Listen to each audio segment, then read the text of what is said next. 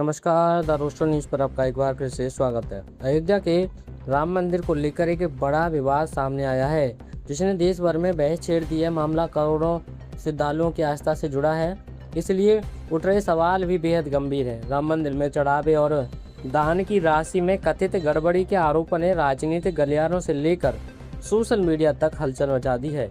इस विवाद की शुरुआत तब हुई जब समाजवादी पार्टी के अध्यक्ष अखिलेश यादव ने इस मुद्दे को सार्वजनिक रूप से उठाया।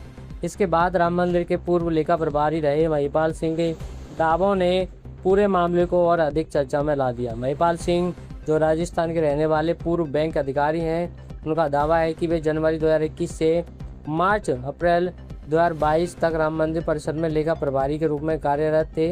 उन्होंने कई यूट्यूब चैनलों को दिए इंटरव्यू में आरोप लगाया कि मंदिर के चढ़ावे में कथित तौर पर वर्षों से गड़बड़ी होती रही है और उन्होंने स्वयं इस मामले को पकड़ा था। महिपाल सिंह के अनुसार मंदिर परिसर में दान राशि की गणना के लिए एक विशेष कक्ष बनाया गया था।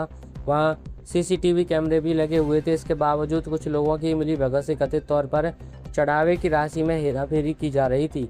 उनका कहना है कि दान की रकम गिनने का काम 2 बैंक अधिकारियों और ट्रस्ट द्वारा नियुक्त कर्मचारियों की टीम करती थी।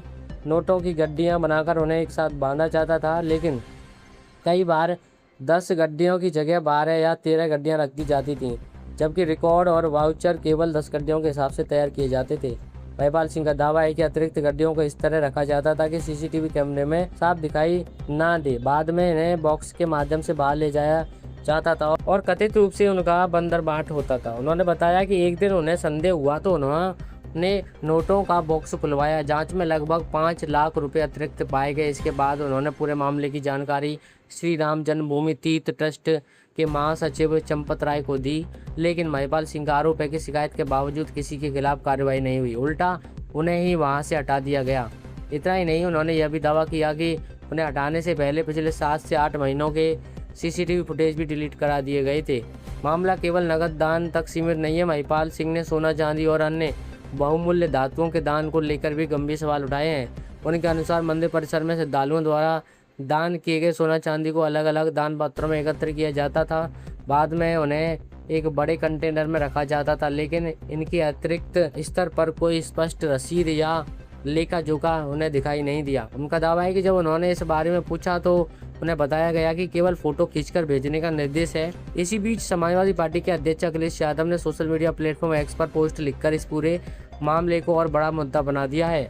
अखिलेश यादव ने लिखा है कि जिसको दुनिया ने आज जाना है, सच में ये किस्सा बड़ा पुराना है। आस्थाओं और भावनाओं के नाम पर जो कुछ गोरख धंधा हो रहा है वो धार्मिक भी है और आपराधिक भी है। उन्होंने सवाल उठाया कि यदि यह सब कथित तौर पर वर्षों से चल रहा था और कुछ शीर्ष स्तर के न्यासियों तक इसकी जानकारी थी, तो फिर इस मामले को दबाया क्यों गया, FIR क्यों नहीं दर्ज कराई गई। अखिलेश यादव ने कहा कि ट्रस्ट का अर्थ केवल संस्था नहीं बल्कि विश्वास भी होता है, इसलिए ट्रस्ट को स्वयं इस पूरे मामले की उच्च स्तरीय न्यायिक जांच की मांग करनी चाहिए। दोषियों को सजा दिलानी चाहिए और यदि किसी प्रकार की गड़बड़ी हुई है तो चढ़ावे की राशि और बहुमूल्य धातुओं की पुनर्प्राप्ति कर जनता का विश्वास बहाल करना चाहिए।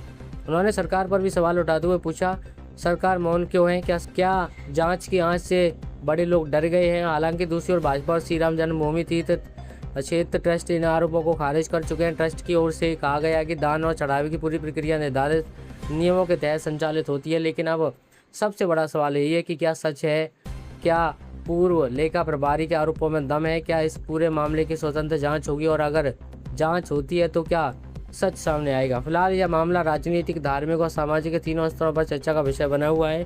करोड़ों श्रद्धालुओं की आस्था से जुड़े इस मामले में देश भर की नजरें अब टिकी हुई है। आपकी इस पूरे विवाद पर क्या राय है? क्या इस मामले की न्यायिक जांच होनी चाहिए? अपनी राय हमें कमेंट बॉक्स में जरूर बताएं। वीडियो पसंद आए तो लाइक करें, शेयर करें और चैनल को सब्सक्राइब जरूर कर लें। चलिए जल्दी मुलाकात होगी अगली खबर के साथ। तब तक के लिए नमस्कार, जय हिंद।